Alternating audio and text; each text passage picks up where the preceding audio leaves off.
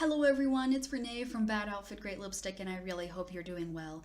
I am dying from the heat. It is 104 degrees outside today. So I thought, well, I'm not going outside. I will melt onto the pavement. Instead, I'm going to do a video. And the video I'm going to do is why I don't want children. Now, when I mentioned this on Instagram, I said, would anybody be interested in it? I was really surprised by the response I got. I got a lot of people who said they would love to see it. So here it is. Now, before we get too engrossed, two quick caveats, and you might think these are obvious, but I want to make sure they're very, very clear. Number one, I have nothing against other people who have families, people who want children, pregnant women. Like, I have nothing against you. I do not judge you at all. I hope you are happy with the decision that you have made, and I wish you nothing but the best. It's just not the right choice for me. And number two, this is not my attempt to logic you out of having children. Some people responded to the video, to the Instagram post and said, I'd like to see that video because I'm not sure if I want children. And I want to be very clear, I cannot make that decision for you. This is not my attempt to persuade you to not have children. This is just me talking about my own feelings. The number one reason why I don't want children, and this on its own should be enough, but with some people apparently it's not, but in the year 2018, this should be enough. I don't have the desire. I just don't want them. We all have goals. At least I think most of us do. And we know what it feels like to really want certain things in our life. For instance, I knew I wanted to be an English teacher, and I knew I preferred to work in higher education. I remember the wanting. I remember how hard I worked in college and in graduate school, and how hard I worked applying to jobs to try and reach that goal. And I know how wonderful it felt when I achieved it, when I became an English professor. I don't get that same feeling when I think about raising children or starting a family in the traditional sense. Compare that to some of my friends and family who couldn't wait to be parents or really want to be parents eventually. It's just not the same. They have the desire and I don't. Number two, being pregnant, the idea of it really freaks me out. This is partially because of the lack of control, and this is partially because something is physically growing inside of you, and that kind of freaks me out. Now again, nothing against actual pregnant women. I'm not grossed out by pregnant women. Some pregnant women have told me, oh, I love the feeling of my baby kicking and moving, and I don't go, ew, that's disgusting. I'm like, oh wow, that's amazing for you. I wouldn't like it for myself, but good for you. And again, that loss of control. Some people have really amazing pregnancies. I worked with a woman who felt great when she was pregnant and she loved it. Her hair grew really long and her nails were stronger and her skin glowed and she never got sick and she just felt amazing. And I've known lots of other people who felt terribly sick. They were constantly vomiting, their back hurt, they had to pee all the time, sometimes they wet themselves, they had migraines, they got dark spots or acne, their hair fell out of their head. So to me, that's just something that I'm like, I don't know if I'd want to toss the dice on that one. Number three is that, like many people in our generation, and we are considered millennials, we cannot afford it. There are all of these articles that keep coming out, and the one that everybody makes fun of, and I live for it, is the one where it's like, millennials could afford things if they stopped buying avocados to make avocado toast. And we're all like, fucking, like, what world do you live in?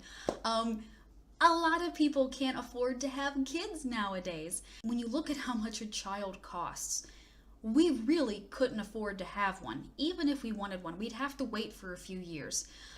There's also the fact that kids cost money, and we would rather spend our money on other things. To an extent, I do like to buy gifts for my nieces and nephews, that's fun. But like paying for a child's food, paying for diapers, paying for their clothes, doctor's visits. I think my niece goes to the doctor like once a month, bare minimum. We don't want to spend our money on that. We would rather spend our money traveling, going out to eat, buying things we enjoy. So yeah, like, it costs a lot of money to have kids, and it's not money we're willing to spend on children. Number four is a huge one for both me and my fiance. We really love our solitude and our autonomy. Now for me, it's more about the solitude. I love being alone for long periods of time. My fiance is out of the apartment right now. He's probably going to be gone for another hour. I could not be happier. Not that I don't love him. I fall asleep next to him every night and I enjoy it. But like hours during the day when I'm all alone, I'm like, yes, and it's quiet and I love it. It's so good.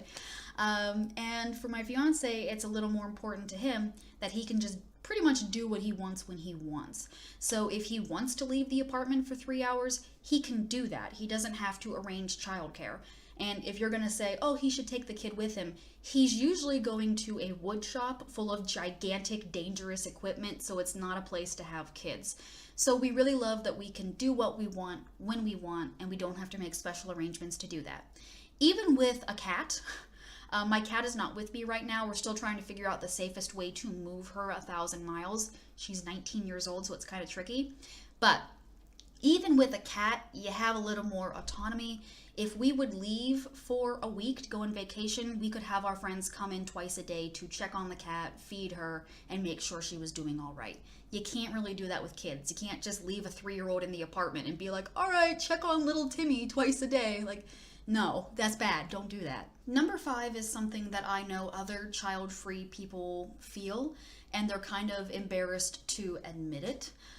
But it's important, and I'm willing to admit this fault in myself.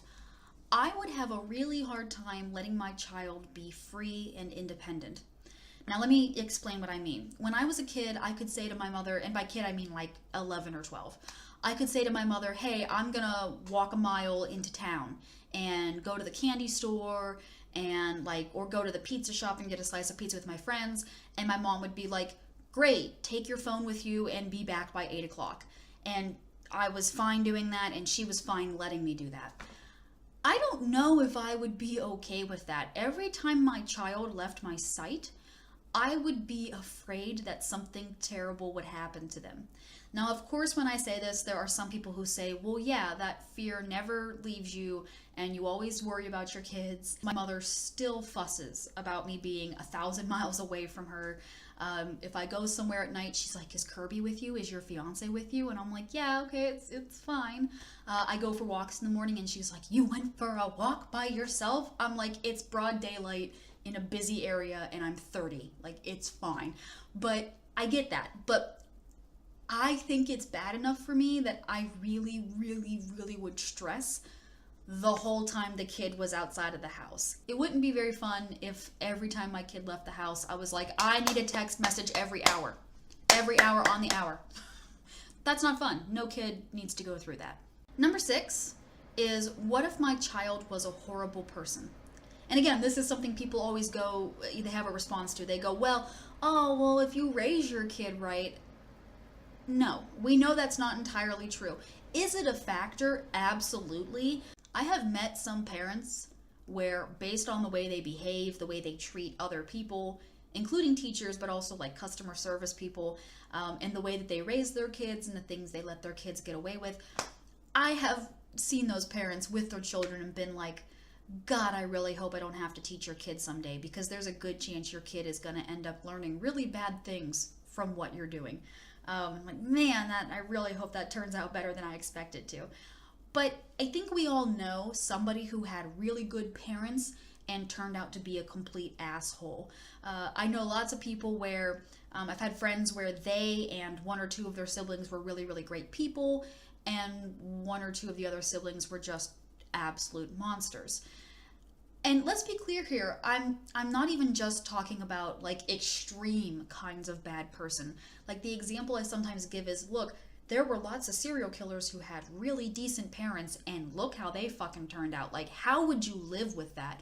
I'm talking like, if you were just a jerk, how would I live with that? I'd be like, man, I know I raised you better than this. That's not something that I think I could handle. Number 7 is that being an aunt is already very fulfilling to me, and it's as simple as that. I have a niece and I have 4 nephews. They're great. Other people who aren't aunts and uncles, maybe they're only children, but they still want to have, meaningful interaction with children in their life. I know a lot of them have become teachers. They teach elementary school, and that's more than enough for them. I know a few who have done like the big sister, big brother programs. That also makes them feel good. So you don't have to have kids to feel like you are making a difference in the youth of your country. I know that I always kind of half-jokingly say, well, it's time for me to go teach the youth of America. But that is something I felt that I was doing that was helpful. Last but not least, and this is perhaps the biggest question, why should I have them? Can you give me like 3 really good reasons why I should have them? And anytime I say this to, say, my father, my dad says, I'm not telling you what to do, but having you kids was just the most important thing in my life. It was the greatest thing I've ever done. It meant a lot to me. And I'm like, yeah, but I've already told you I don't have the desire to have kids. I'm already fulfilled in my life in other ways, etc. So now that I've gone through the other, 7 things on this list, what reason can you give me to have children, why I should have kids? And I'm not gonna lie to you, 99% of the time, the reasons that people come up with that like go against what I've already listed, you know what I mean? They're kind of like freaky. And the one that always gets me is, well, you and your fiance are really educated and smart, and we need smart people. Look how stupid people are nowadays. And I'm just like, I am not going to sit here and unpack that whole statement in this video. It's just too much. But just think of it this way. First of all, you're not born with education. As for the idea that intelligence is genetic, again, I don't have time to unpack that in this video. The science is kind of mixed, but overwhelmingly it seems to lean toward, yeah, there might be some genetic components to this, but a lot of it is external. It's how you're educated. It's how much your parents encourage you to be educated. It's how much you're encouraged to do a variety of activities like sports, the arts, music. It's just, you can't just say smart people should have babies because then they will make more smart people and then the world won't be as stupid. That's just not how it works. I hope that video was helpful and interesting, and I'll see you soon. Bye.